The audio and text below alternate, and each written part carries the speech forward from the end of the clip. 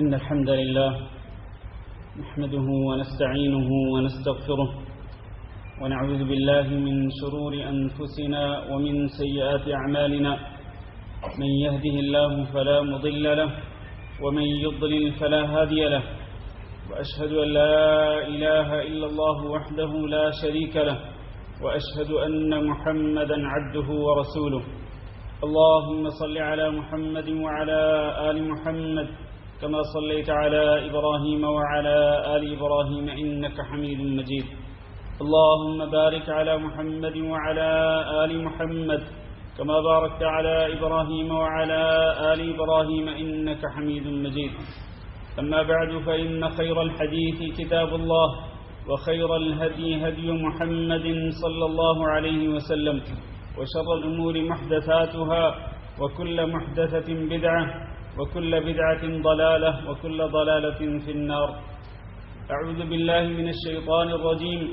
يا أيها الذين آمنوا اتقوا الله حق تقاته ولا تموتن إلا وأنتم مسلمون. يا أيها الناس اتقوا ربكم الذي خلقكم من نفس واحدة وخلق منها زوجها وبث منهما رجالا كثيرا ونساء، واتقوا الله الذي تساءلون به والأرحام إن الله كان عليكم رقيبا. يا أيها الذين آمنوا اتقوا الله وقولوا قولا سديدا يصلح لكم أعمالكم ويغفر لكم ذنوبكم، ومن يطع الله ورسوله فقد فاز فوزا عظيما. قابل صد احترام دوستوں اور بھائیوں، قرآن مجید کی ایک آیت میں اللہ رب العزت نے 3 باتوں کا حکم دیا اور 3 باتوں سے منع فرمایا. یہ آیت عموماً ہم خطبہ جمعہ کے آخر میں پڑھتے ہیں.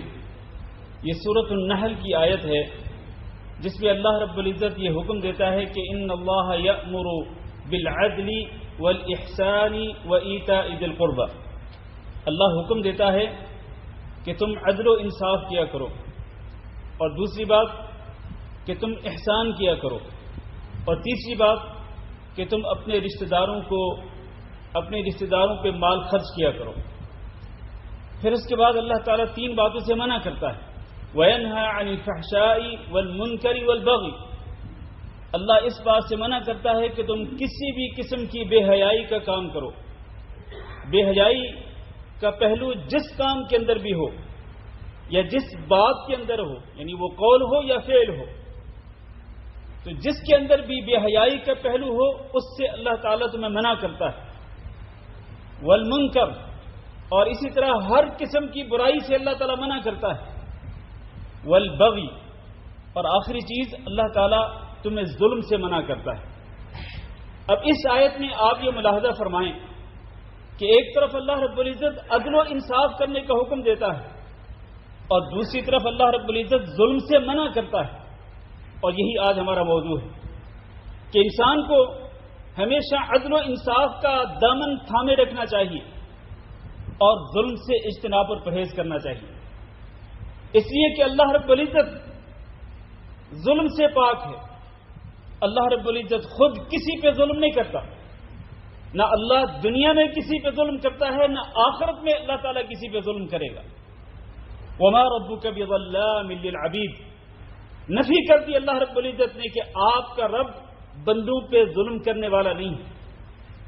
یہ اور اس کے علاوہ بے شمار آیات ہیں جن میں اللہ رب العزت نے اس حقیقت کو ذکر کیا ہے کہ اللہ کسی پہ ظلم نہیں کرتا ہے.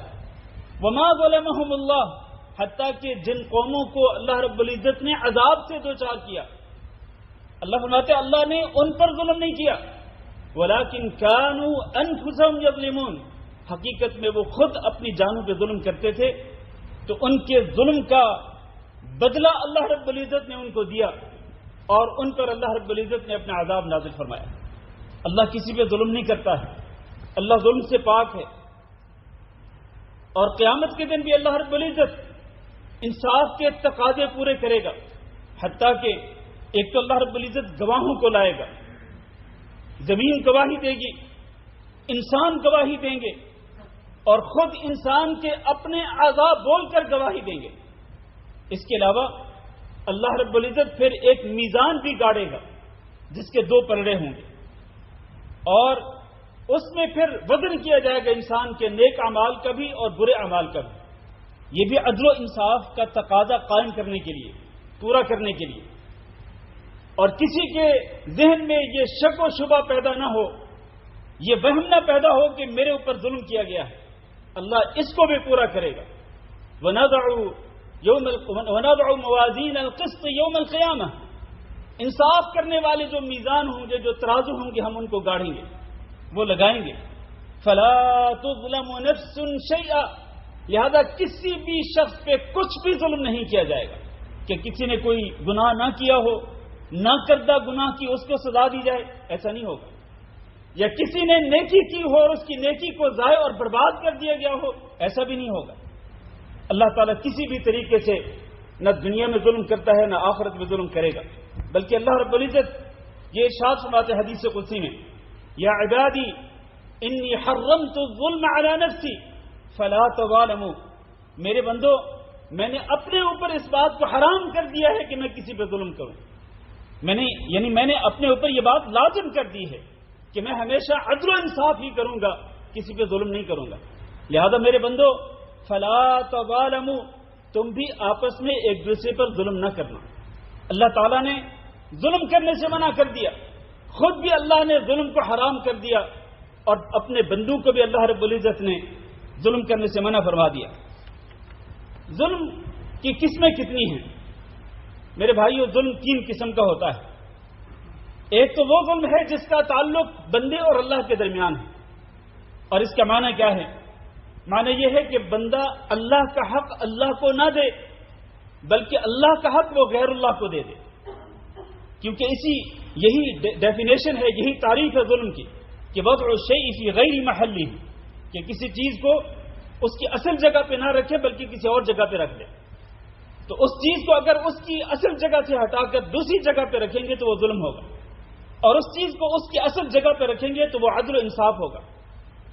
تو اللہ رب العزت کا سب سے بڑا حق کیا ہے بندے پر؟ وہ یہ ہے کہ بندہ اللہ رب العزت کی ہی عبادت کرے اور اس کی عبادت میں کسی کو شریک نہ بنائے۔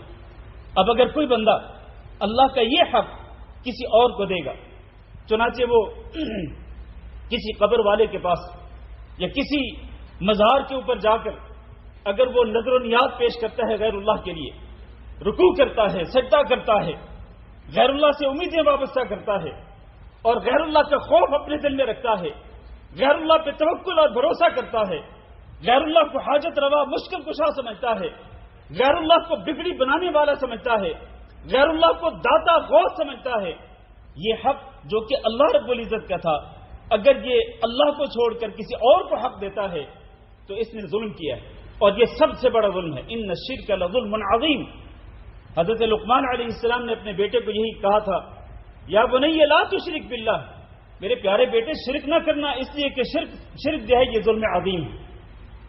اور اس پر بہت سارے دلائل موجود ہیں، لیکن ہمارا یہ موضوع نہیں ہے۔ اسی طرح سے میرے بھائیوں، اللہ اور بندے کے درمیان ظلم کی ایک شکل یہ بھی ہے کہ بندہ اپنے خالق و مالک کا ہی انکار کر دے، اپنے خالق و مالک کا انکار کر دے، رزاق کا، اپنے محسن کا، اپنے مربی کا انکار کر دے، اس کی ربوبیت کو نہ مانے، اس کی الوہیت کو نہ مانے، جو اس کے اختیارات کو تسلیم نہ کرے، تو یہ بھی کیا ہے؟ یہ بھی ایک ظلم کی ایک شکل ہے۔ اسی طرح سے اللہ رب العزت پہ جھوٹ گھڑنا، جیسے کہ بعض لوگ اس طرح کرتے ہیں، کوئی بات اپنی طرف سے بنا کر اور اس پہ اپنی طرف سے مثالیں ملا کر، اس پر رنگ وغیرہ کر کے اس کو خوبصورت بنا کر اس کو اللہ رب العزت کی طرف منسوب کر دیا جاتا ہے۔ یہ اللہ رب العزت پہ جھوٹ گھڑنا ہے۔ اللہ پہ جھوٹ گھڑنا جو ہے یہ بھی بہت بڑا ظلم ہے۔ وَمَنْ أَظْلَمُ مِمَّنِ افْتَرَىٰ عَلَى اللَّهِ كَذِبًا، اس سے بڑا ظالم کون ہو سکتا ہے کہ جو اللہ پہ جھوٹ گھڑے۔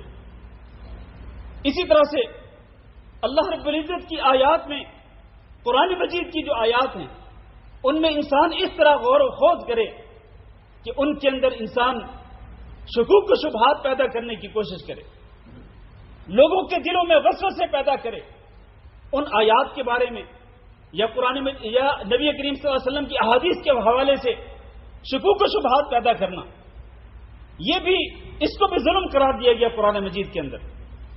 اسی طرح سے اللہ کے قانون کو چھوڑ کر، اللہ کی شریعت کو چھوڑ کر غیر اللہ کے قانون اور غیر اللہ کی شریعت کے مطابق فیصلہ کرنا، یہ بھی ظلم ہے۔ میں یہ چند ایک نکات میں اشارے کر کے ذکر کر رہا ہوں، ورنہ ہر ایک پر اگر دلیل ذکر کروں تو بہت سارا وقت چاہیے۔ اسی طرح سے اللہ کے دشمنوں کو اپنا دوست بنانا، جیسے یہود ہیں، نصارہ ہیں، اسی طرح باقی کفار ہیں۔ کسی کو اپنا دوست بنانا جو کافر ہے، اللہ کا منکر ہے، اللہ کی توحید کا منکر ہے، وہ کفر اور شرک کے اندر مبتلا ہے، آپ اس کو اپنا دوست بنائیں۔ اللہ نے فرمایا وَمَن يَتَوَلَّهُم مِّنكُمْ فَأُولَٰئِكَ هُمُ الظَّالِمُونَ، جو شخص بھی ان یہود و نصارہ کو یا کسی بھی کافر کو اپنا دوست بنائے گا تو وہ ظالم ہوگا۔ اس کو ظلم قرار دیا اللہ رب العزت نے۔ اسی طرح سے لوگوں کی خواہشات کی اتباع کرنا، لوگوں کی خواہشات کے پیچھے چلنا، اللہ کی شریعت کو چھوڑ کر، اللہ کے دین کو چھوڑ کر، اس کو بھی اللہ رب العزت نے ظلم قرار دیا ہے۔ رسولوں کو جھٹلانا ظلم ہے، اور اسی طرح اللہ اور اللہ کے رسول سے اور اللہ اور اللہ کے رسول کے دین سے اعراض کرنا بھی ظلم ہے۔ یہ وہ ظلم ہے کہ جس کا تعلق بندے اور اللہ کے درمیان ہے۔ اور دوسری قسم جو ہے ظلم کی، وہ کیا ہے؟ وہ یہ ہے کہ انسان اپنی جان پہ ظلم کرے۔ جان پہ ظلم کرنا کیا ہوتا ہے کہ انسان گناہ کرے، برائی کرے، دیدہ دلیری کے ساتھ وہ اللہ کی معصیت کا ارتکاب کرے۔ یہ ظلم ہے، لیکن یہ ظلم کس پر ہے؟ یہ ظلم وہ اپنی جان پہ کر رہا ہے۔ تو اس طرح انسان گناہ کر کے اپنی جان پہ ظلم کرتا ہے۔ اللہ رب العزت نے حضرت آدم علیہ السلام کو اور حضرت حوا علیہ السلام کو یہ حکم دیا تھا کہ وَلَا تَقْرَبَا هَٰذِهِ الشَّجَرَةَ فَتَكُونَا مِنَ الظَّالِمِينَ، تم اس درخت کے قریب نہ جانا، اور اگر تم اس درخت کے قریب چلے گئے تو فَتَكُونَا مِنَ الظَّالِمِينَ، تو تم ظالموں میں سے ہو جاؤ گے۔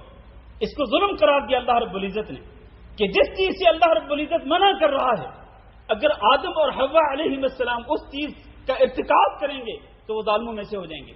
اس کا مطلب یہ ہے کہ اللہ رب العزت نے جتنی چیزوں سے منع کیا ہے، جتنی چیزوں کو حرام قرار دیا ہے قرآن میں یا نبی صلی اللہ علیہ وسلم نے احادیث کے اندر جن چیزوں کو ناجائز اور حرام قرار دیا ہے، ان میں سے کسی چیز کا اگر آپ ارتکاب کریں گے، دیدہ دلیری کے ساتھ اگر وہ معصیت کریں گے، وہ گناہ کریں گے، وہ برائی جو ہے اس کے ارتکاب کریں گے، تو آپ اپنی ہی جان پہ ظلم کریں گے۔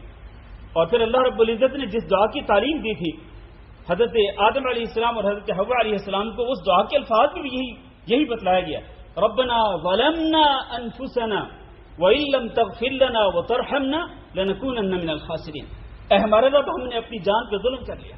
وہ ظلم کیا تھا؟ وہ وہی درخت کے قریب چلے گئے، اللہ نے منع کیا تھا، لیکن انہوں نے اس درخت کو چکھا، چنانچہ وہ ظالموں میں شامل ہو گئے۔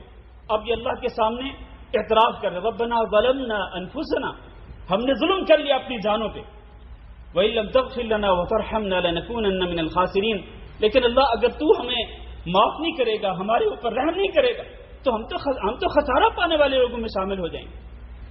اسی طرح نبی کریم صلی اللہ علیہ وسلم نے حضرت ابوبکر صدیق رضی اللہ تعالیٰ عنہ کو، جو کہ نبی صلی اللہ علیہ وسلم کے خاص صحابی تھے، جن سے نبی صلی اللہ علیہ وسلم کو سب سے زیادہ محبت تھی، جن کو نبی صلی اللہ علیہ وسلم نے اپنے مصلے پہ کھڑا کیا، جن کو نبی صلی اللہ علیہ وسلم نے نام دے کر جنت کی بشارت دی تھی، جو نبی صلی اللہ علیہ وسلم کے رفیق سفر تھے، تو ان کو نبی صلی اللہ علیہ وسلم نے جو دعا سکھلائی تھی نماز میں پڑھنے کے لیے، وہ دعا کیا ہے؟ اس کے الفاظ میں بھی یہی بتلایا گیا ہے، اللہم انی ظلمت نفسی ظلما کثیرا، اے اللہ میں نے اپنی جان پہ بہت زیادہ ظلم کر لیا۔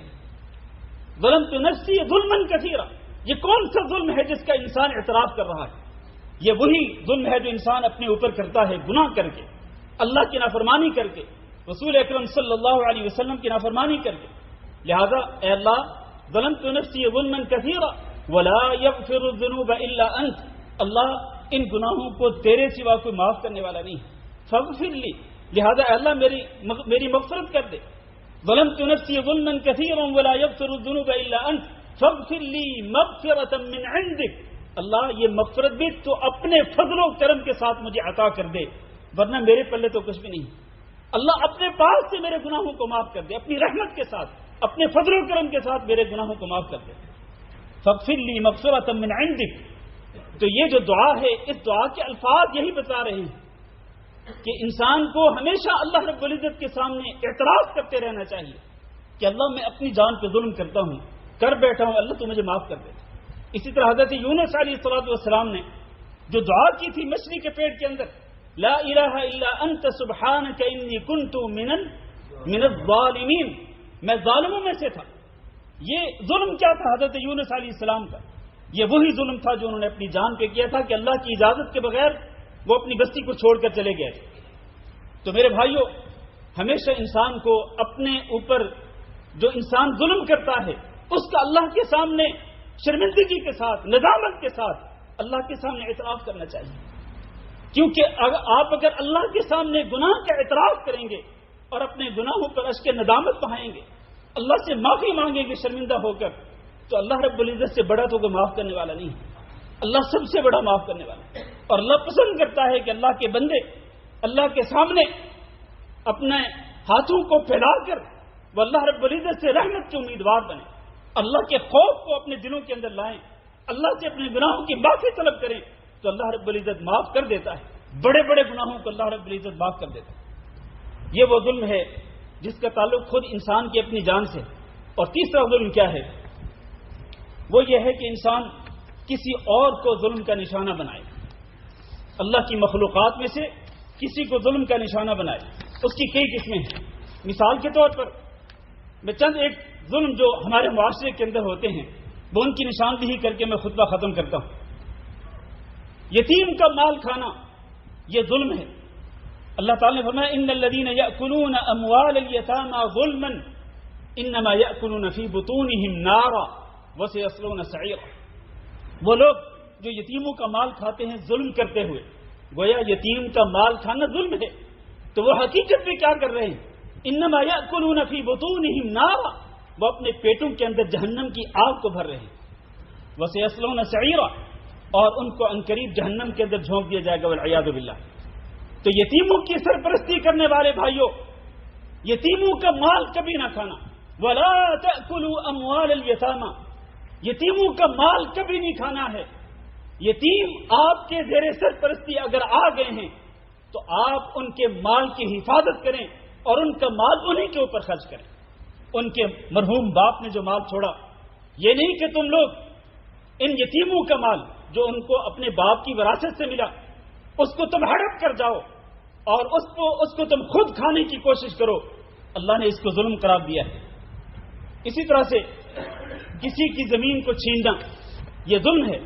نبی کریم صلی اللہ علیہ وسلم نے فرمایا کہ اگر کوئی بندہ ایک بالشت کسی کی زمین پر ناجائز قبضہ کرتا ہے، ایک بالشت، ایک مرلہ نہیں کہا، ایک بیگھا نہیں کہا، ایک کنال نہیں کہا، ایک ایکڑ نہیں کہا، بلکہ ایک بالشت زمین پر ناجائز ظلم کرتے ہوئے آپ نے قبضہ کر لیا، اس ظلم کا بدلہ آپ کو کیا ملے گا؟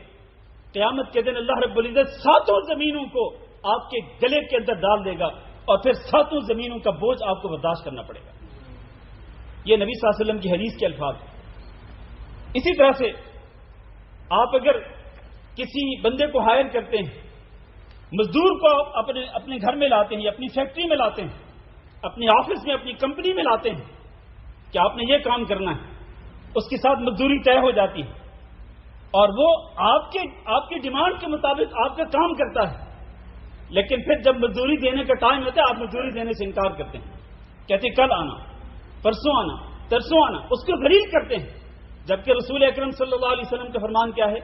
فرمان یہ ہے کہ اس مزدور کا پسینہ خشک ہونے سے پہلے اس کو اس کا حق دے دو، لیکن ہم ان سے اپنی مرضی کے مطابق کام لیتے ہیں اور بعض اوقات جو کام وہ نہیں کر سکتے بلکہ وہ ایگریمنٹ کے اندر وہ کام نہیں ہوتا، یا زبانی جو معاہدہ ہوتا ہے اس معاہدے کے اندر وہ بات شامل نہیں ہوتی، ہم اس سے وہ بھی کرواتے ہیں زبردستی اور وہ کر دیتا ہے وہ، کیونکہ اس کو مزدوری چاہیے، لیکن پھر اس کو مزدوری دینے سے انکار کر دیا جاتا ہے یا پھر اس کو لٹکایا جاتا ہے۔ اللہ کے نبی نے فرمایا کہ قیامت کے دن میں اللہ کی عدالت کے اندر اس شخص کے خلاف جھگڑا کروں گا کہ جو ایک مزدور کو لاتا ہے اور اس سے مزدوری کروا کر اس کو اس کا حق ادا نہیں کرتا ہے۔ اللہ کی عدالت کے اندر کون جھگڑا کریں گے؟ رسول اکرم صلی اللہ علیہ وسلم. اور کس کے حق میں جھگڑا کریں گے؟ اس مظلوم، اس مزدور کے حق میں کہ جس کو اس کا حق نہیں دیا گیا، اور اس ظالم کے خلاف اللہ کے رسول کھڑے ہوں گے اللہ کی عدالت کے اندر، جس نے مزدور سے کام کروایا لیکن اس کو اس کا حق ادا نہیں کیا. اسی طرح سے آپ اگر کسی سے قرضہ لیتے ہیں، پھر قرضہ آپ اس کو نہیں لوٹاتے ہیں، حالانکہ آپ لوٹا سکتے ہیں، اللہ نے آپ کو مال دیا ہے، لیکن آپ بہانے بناتے ہیں، عذر تراشتے ہیں اپنی طرف سے. آج میں نے یہ کام کرنا ہے، کل میں نے یہ کام کرنا ہے، پرسوں میں نے یہ کام کرنا ہے. تو اللہ کے بندے پہلے قرض ادا کر، پھر دوسرے کام کر. اللہ کے نبی نے فرمایا مطل الغنی یہ ظلم، کہ ایک غنی مالدار آدمی اگر ٹال مٹول کرتا ہے تو یہ ظلم ہے. تو اس لیے یہ ظلم کرنے سے بھی بچنا چاہیے. نبی کریم صلی اللہ علیہ وسلم نے قرض کے معاملے کے اندر بڑی سنجیدہ تعلیمات دی ہیں. میرے پاس وقت نہیں، ورنہ میں آپ کے سامنے وہ تعلیمات ذکر کرتا. مختصر بات یہ ہے کہ نبی صلی اللہ علیہ وسلم جنازہ پڑھانے سے پہلے پوچھتے تھے کہ اس بندے پہ قرض تو نہیں ہے. اگر یہ بتایا جاتا کہ اس پر کوئی قرض نہیں، آپ اس کی جنازہ پڑھا دیتے تھے. لیکن اگر یہ بتایا جاتا کہ اس پر قرض ہے تو نبی صلی اللہ علیہ وسلم اس سے جنازہ پڑھانے سے انکار کر دیتے تھے. اور وہ کون ہوتے تھے جن کی آپ جنازہ پڑھاتے تھے؟ وہ آپ کے صحابہ کرام ہوتے تھے، صحابہ کرام. اور ایک صحابی تو میدان جنگ کے اندر شہید ہوا، اور اس کے اوپر جو ہے وہ 2 دینار قرضہ تھا. اللہ کے رسول نے اس کے جنازہ پڑھانے سے انکار کر دیا. میرے بھائیوں، یہ قرض کا معاملہ بڑا سنجیدہ ہے. اگر آج دنیا کے اندر آپ قرض ادا نہیں کرتے، کل قیامت کے دن آپ کو یہ قرضہ واپس کرنا پڑے گا. آپ کسی طریقے سے بچ نہیں پائیں گے. اللہ نے انصاف کرنا ہے. دنیا میں بھی اللہ انصاف کرتا ہے، قیامت کے دن بھی اللہ تعالی انصاف کرے گا، اور حق والوں کو اللہ رب العزت ان کا حق دلائے گا. اسی طرح ایک اور شکل و صورت ظلم کی، وراثت کے معاملے کے اندر بھائی اپنی بہنوں کو محروم کر دیتے ہیں. اور اس سے پہلے خود ماں باپ جو ہیں وہ اپنی زندگی کے اندر یہ کہہ کر اپنی بیٹیوں کو وراثت سے محروم کر دیتے ہیں کہ ہم نے آپ کی شادی کر دی ہے، اور شادی کے موقع پہ آپ کو ہم نے جہیز دے دیا ہے، بس یہی آپ کا حق ہے. پھر وہ وصیت کر کے جاتے ہیں کہ بیٹیوں کو ہم نے جو دینا تھا دے دیا. اب اس کے بعد پھر وہ اپنے بیٹوں کے نام پہ کرا کے جاتے ہیں پراپرٹی. پھر اس کے بعد بیٹے پکے ہو جاتے ہیں. وہ کہتے ہیں ہمارے باپ نے یہی کہا تھا. میرے بھائیوں، باپ بھی ظالم ہے اور بھائی بھی ظالم ہیں. اگر باپ اپنی بیٹیوں کو وراثت سے محروم کرتا ہے تو یہ بہت بڑا ظلم ہے. اور اگر بھائی اپنی بہنوں کو وراثت سے محروم کرتے ہیں، باپ کی وراثت سے، اس کے طریقے سے بہنوں کو برگلا کر یا ان کو ڈرا دھمکا کر اگر وہ ان کو محروم کرتے ہیں تو یہ بہت بڑا ظلم ہے. اور اس ظلم کا بھی بدلہ چکھنا پڑے گا آپ کو قیامت کے دن. اگر آپ دنیا کے اندر توبہ نہیں کرتے اور اپنے یہ حق معاف نہیں کرواتے تو پھر اللہ رب العزت کی عدالت میں تو سب فیصلے ہونے ہیں. اس کو اچھی طرح سے ذہن نشین کر لیں میرے بھائیوں. یہ فیصلے ہونے ہیں قیامت کے دن، اور ایک ایک چیز کا فیصلہ ہونا ہے قیامت کے دن. اللہ نے چھوڑنا نہیں ہے، اس لیے ظلم سے بچیں. اسی طرح سے ظلم کی ایک اور شکل یہ ہے کہ ایک بندہ اپنی بیویوں کو حق مہر دینے سے انکار کر دے. حق مہر جو تعین ہو گیا نکاح کے وقت، جس کا تعین کر دیا گیا کہ اتنا حق مہر دوں گا، لیکن حق مہر پھر بعد میں نہیں دیتا، ورغلانے کی کوشش کرتا ہے اور اسی طرح دھمکانے کی کوشش کرتا ہے، بیوی کو اس کا حق مہر دینے سے اس کو محروم کرتا ہے. اللہ کے رسول نے فرمایا کہ جو شخص حق مہر متعین کرتا ہے لیکن دل میں کھوٹ ہے کہ نہیں دوں گا اس کو، ابھی بس لکھوا دو، جس طرح کے لوگ لکھوا دیتے ہیں، تو بعد میں نہیں دوں گا.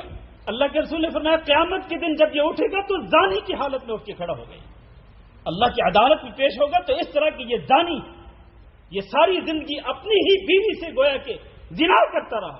کیوں؟ اس لیے کہ اس نے اپنی بیوی کو حق مہر نہیں دیا.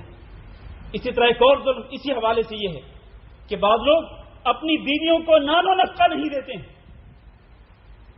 میرے بھائیوں، بیویوں کا حق جو ہے وہ صرف کچن کا خرچہ کرنا ہی بیوی کا حق نہیں ہوتا، بلکہ بیوی کا علاج بھی آپ کے ذمہ ہے، بیوی کا لباس بھی آپ کے ذمہ ہے، بچوں کا لباس بھی آپ کے ذمہ ہے، بچوں کی تعلیم کا خرچہ بھی آپ کے ذمہ ہے. اسی طرح باقی جو نان و نفقہ کے اندر دستور کے مطابق جو چیزیں آتی ہیں وہ آپ کے ذمہ ہیں. آپ کی بیوی کی کوئی ذمہ داری نہیں کہ وہ آپ کے بچوں کی فیس ادا کرے. آپ کی بیوی کی کوئی ذمہ داری نہیں کہ وہ آپ کے بچوں کے کپڑے خرید کر ان کو دے. یہ آپ کی ذمہ داری ہے. اللہ تعالیٰ نے یہی قرآن مجید کے اندر ذکر فرمایا، الرجال قوامون علی النساء بما فضل اللہ بعضهم علی بعض وبما انفقوا من اموالهم.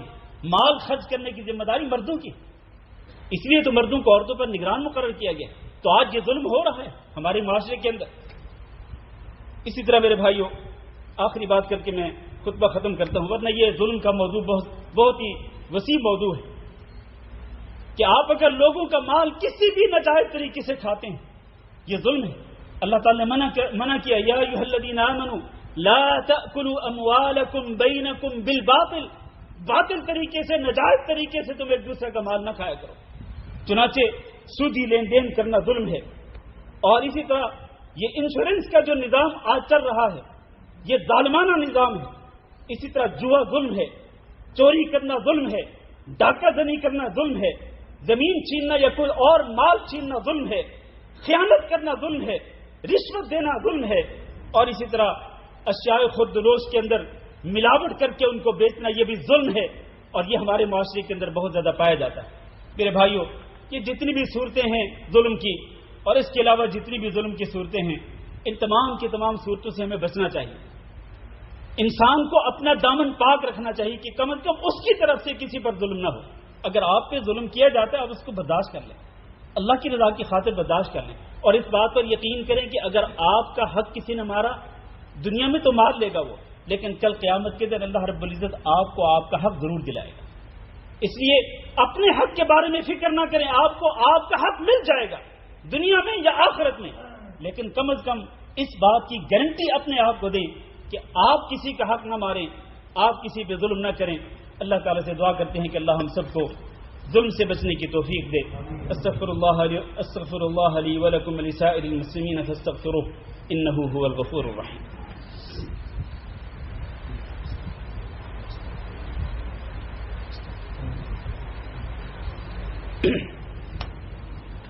ان الحمد لله نحمده ونستعينه ونستغفره ونعوذ بالله من شرور انفسنا ومن سيئات اعمالنا. من يهده الله فلا مضل له ومن يضلل فلا هادي له. واشهد ان لا اله الا الله وحده لا شريك له واشهد ان محمدا عبده ورسوله. اللهم صل على محمد وعلى ال محمد كما صليت على ابراهيم وعلى ال ابراهيم انك حميد مجيد. اللهم بارك على محمد وعلى آل محمد كما باركت على إبراهيم وعلى آل إبراهيم إنك حميد مجيد. اما بعد، میرے عزیز بھائیو اور دوستو، ظلم کے بارے میں اللہ کے نبی صلی اللہ علیہ وسلم نے ارشاد فرمایا کہ الظلم ظلمات یوم القیامہ، کہ یہ جو ظلم ہے یہ قیامت کے دن انسان کے سامنے اندھیرا بن جائے گا. یعنی ظلم کی وجہ سے ظالم کے سامنے اندھیرے ہی اندھیرے چھا جائیں گے، پھر اس کو کچھ پتہ نہیں چلے گا کہ میں نے کہاں جانا ہے، کیا کرنا ہے. اس لیے اس ظلم سے توبہ کر لیں. اب تک اگر کسی نے ظلم کیا توبہ کریں، اور جس پہ ظلم کیا اس سے معافی مانگیں اور اس سے اپنا حق معاف کروائیں، ورنہ پھر قیامت کے دن یاد رکھیں. بس ایک حدیث ذکر کر کے میں خطبہ ختم کرتا ہوں. نبی کریم صلی اللہ علیہ وسلم نے فرمایا کہ مفلس وہ ہوگا جو لوگوں کی نظر میں تو وہ ہوتا ہے جس کے بعد دینار و درہم نہ ہو، مال و دولت نہ ہو، لیکن حقیقت میں اللہ کے نبی صلی اللہ علیہ وسلم کی حدیث کے مطابق مفلس وہ ہوگا جو قیامت کے دن پہاڑوں جیسی نیکیاں لے کے آئے گا. نمازیں، روزے، زکوٰۃ، حج، عمرے وغیرہ وغیرہ بڑی بڑی نیکیاں لے کے آئے گا، لیکن اس نے کسی کو مارا ہوگا، کسی کو گالی گلوچ کی ہوگی، کسی پہ بہتان باندھا ہوگا، کسی کا مال کھایا ہوگا، کسی کا خون ناجائز طور پر بہایا ہوگا اور کسی کو ناجائز طور پہ مارا ہوگا. المہم یہ کہ اقسام و انواع کے ظلم اس نے کیے ہوں گے. تو اللہ تعالیٰ کیا فیصلہ فرمائے گا؟ اللہ فرمائے گا یہ جس کا اس نے حق مارا ہے تو ان کو بھی لایا جائے. چنانچہ اس کی نیکیاں لے کر، یہ جو پہاڑوں جیسی بڑی بڑی نیکیاں لے کر کے آیا تھا، اس کی نیکیوں کو لے کر کے ان حقداروں کے در بانٹ دیا جائے گا. اگر ان کا حق اس کی نیکیوں کے ساتھ پورا ہو جائے گا، وہ راضی ہو جائیں گے تو بس ٹھیک ہے. لیکن اگر ایسے نہیں ہوتا اور اس کی نیکیاں ان کا حق پورا کرنے کے لیے کافی نہیں ہوتی تو پھر ان کے گناہ لے کر اس کے گلے میں ڈال دیے جائیں گے. اور پھر اللہ رب العزت فرشتوں کو حکم دیں گے کہ یہ شخص جو کہ پہاڑوں جیسی بڑی نیکیاں لے کر کے آیا تھا، لیکن اس کی نیکیاں بانٹ دی گئی ہیں اور ان کے اور جن لوگوں کا اس نے حق مارا تھا ان کے گناہ اس کے اوپر ڈال کر اللہ فرمائے گا اس کو گھسیٹ کر جہنم کے اندر پھینک دیا جائے. تو میرے بھائیو ظلم کا انجام جو ہے یہ بہت ہی برا ہے. دنیا کے اندر بھی نبی کریم صلی اللہ علیہ وسلم نے فرمایا کہ 2 گناہ ایسے ہیں کہ جن کا بدلہ اللہ رب العزت دنیا کے اندر دے دیتا ہے. قیامت کے دن تو اس کی سزا اور ہوگی ہی، دنیا کے اندر بھی اللہ رب العزت ان 2 گناہوں کی سزا دیتا ہے. ان میں سے ایک ہے ظلم کرنا اور دوسرا ہے قطع رحمی کرنا. تو میرے بھائیو اس لیے ہمیں اللہ تعالیٰ سے ڈرنا چاہیے اور ظلم سے ہمیں ہمیشہ اپنے دامن کو بچانا چاہیے. ہم ہمیشہ عدل و انصاف کرنے والے بنیں، ظلم کرنے والوں لوگوں میں شامل نہ ہوں. اللہ تعالیٰ سے دعا کرتے ہیں کہ اللہ ہم سب کو ظلم سے بچنے کی توفیق دے. وہ ظلم جس کا تعلق بندے اور اللہ کے درمیان ہے اللہ اس سے بھی بچنے کی توفیق دے، اور وہ ظلم جس کا تعلق بندو اور بندو کے درمیان ہے اللہ اس سے بھی بچنے کی توفیق دے. اور وہ ظلم جو ہم نے اپنی جانوں پہ کیا ہے اللہ تعالیٰ ہمارے اس ظلم کو معاف فرما دے. اپنے فضل و کرم کے ساتھ اپنی رحمت کے ساتھ اللہ رب العزت ہمارے اس تمام گناہوں پر ہم سے درگزر فرمائے. اللهم اغفر لنا وللمؤمنين والمؤمنات وللمسلمين والمسلمات الأحياء منهم والأموات. اللهم إنا نسألك العفو والعافية والمعافاة الدائمة في الدنيا والآخرة. اللهم إنا نسألك رضاك والجنة ونعوذ بك من سخطك والنار. اللهم فرج هم المهمومين ونفس كرب المكروبين وقض الدين عن المدينين واشف مرضانا ومرضى المسلمين. اللهم آمنا في أوطاننا واجعل هذا البلد آمنا مطمئنا وسائر بلاد المسلمين.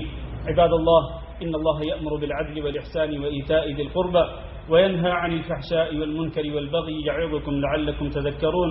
سبحان ربك رب العزة عما يصفون وسلام على المرسلين والحمد لله رب العالمين.